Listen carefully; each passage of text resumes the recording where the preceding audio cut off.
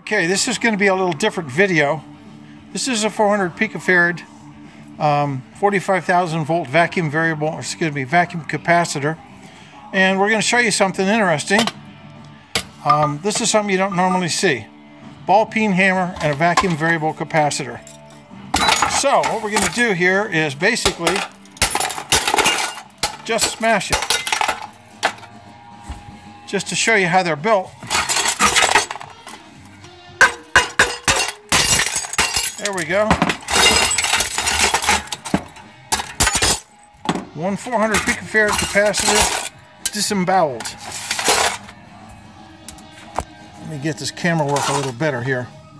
Okay, this is the inside, and you can see it's just a bunch of concentric rings of copper. Ball peen hammer's already wreaked havoc on the edge here.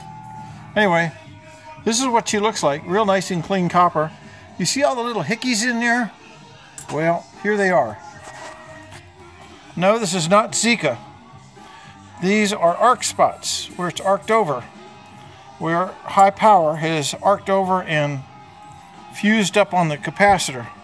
Here's the other plate. Obviously, they fit inside of each other.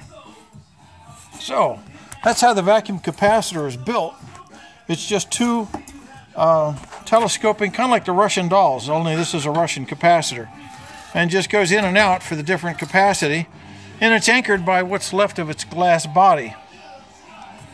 Now, for the disclaimers: no vacuum variable capacitors were damaged in this video.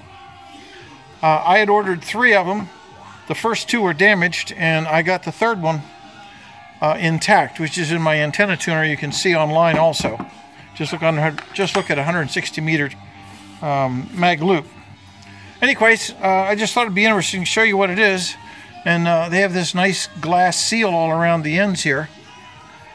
This one had been received in the mail broken, like its predecessor. The glass is pretty thick. Toward the end, it's like over 1/8 of an inch thick. There we go. And they got a little bubble in the middle. There's like a bell shape to it, and that was to increase the strength of the glass, which unfortunately didn't survive the postal system. I just thought it'd be something interesting to show, and you can see that even after they're heavily arced over, they're still usable, because they're kind of self-healing. If I can get this camera light out of the way. There we go. They're kind of self-healing. The arc spots are just a high temperature spot, but it's in a vacuum, and once the arc's over, it's done.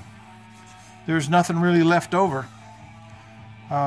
Maybe a little copper vapor, but I'm sure that condenses out.